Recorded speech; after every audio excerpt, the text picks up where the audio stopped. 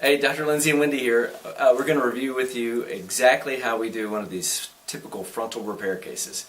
And the video, we give you a little introduction, and then we have spliced in a video from the guy's surgery.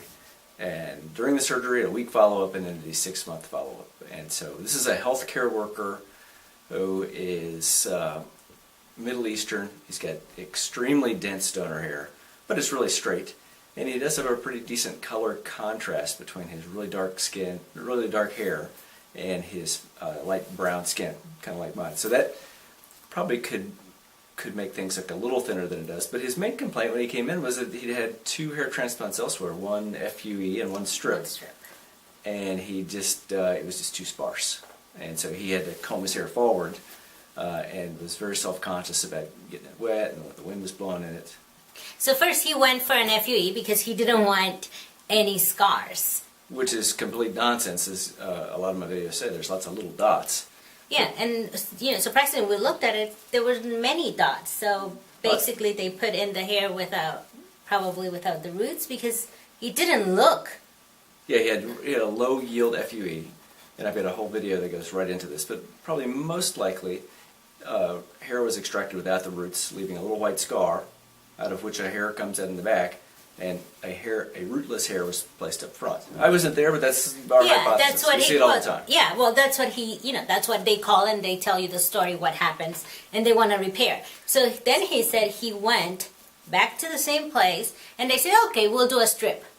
The strip was very low. Yeah, typically there's a bump on the back of everyone's head, and doctors are supposed to put the scar centered over the top of that bump. There's different fascial layers, but that's where you consistently get the best scars.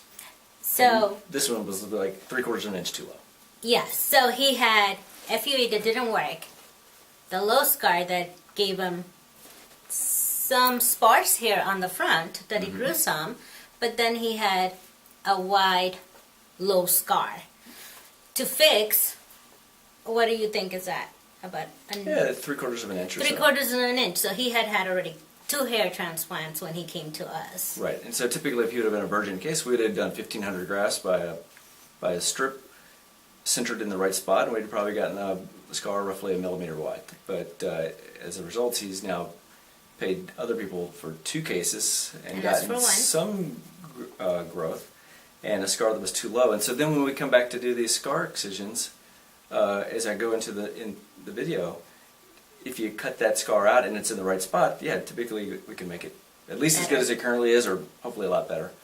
But if it's down too low, then what happens is every time he bends his neck to do any activity, it stretches that scar. And so we agreed just to sew up to his old scar. So you'll see at the end what our scar looks like at 6 months, a very fine white line adjacent to his thick scar. Yeah, you could see the lower scar that he had previous, and ours, which is still a little low, but it's just a fine line all around it. So look at the video. It goes into the entire surgical case. There's nothing really gory in it, but it does tell you exactly our thoughts and how we do these cases, and I hope it's instructive. So this is a repair case. He had 2 surgeries done elsewhere. The strips put too low on his head. Can you show that? And the scar is wide. So we had a long talk about whether to do a completely new strip up where they ought to be, or to cut this one out. And there's no right answer.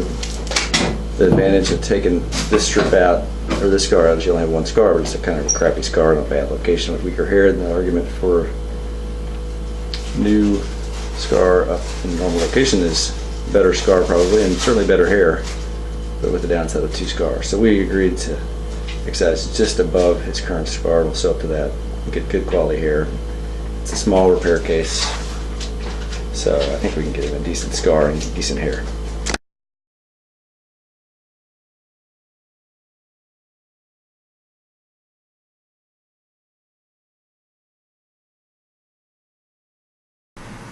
Okay, so we got this fellow pretty much numbed up on the front.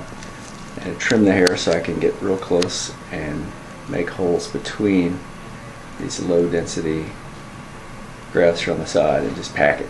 So I've made all the holes as close as I can to the grafts that he's already paid for. And you can see that right here, there's just not much density, but there's a bunch of holes there. So we just finished up packing, and the reason it doesn't look quite as dense as the virgin head is because there's areas where he doesn't have any grafts, and that's where he had hair before, where we worked around those hairs. And we got 1,397 grafts, which is more than we needed from a thin strip, so this should turn out good in 13 months. Okay, so this fellow's now a week out, and he's done a great job cleaning.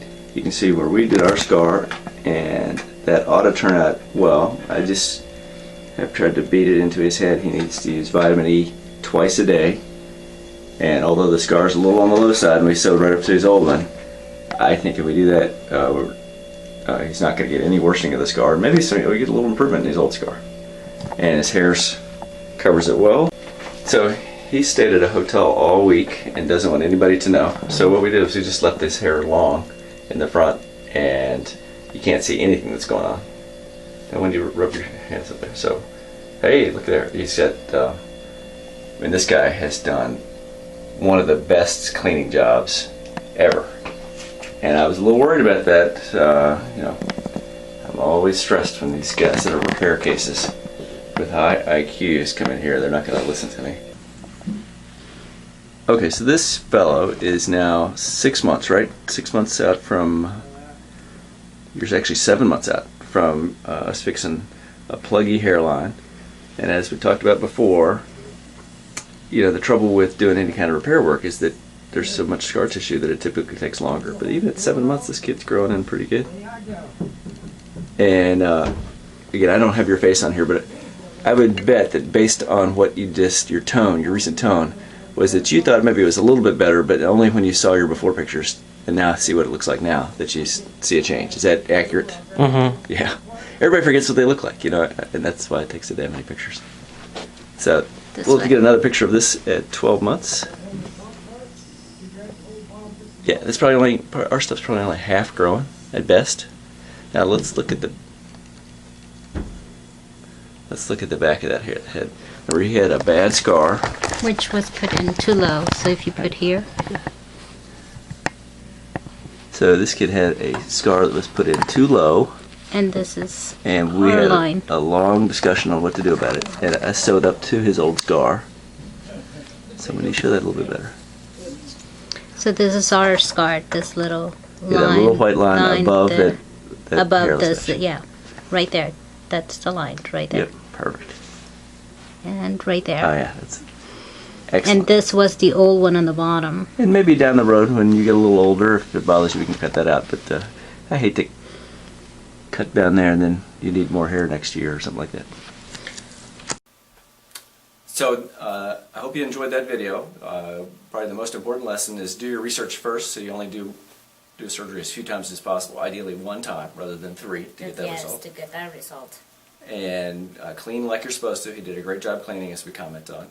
And then, as the video said, you know, at 6 months when he came in, he was kind of skeptic. He didn't think anything was going on. And remember, it takes 18 months for these repair cases to work because of the scar tissue.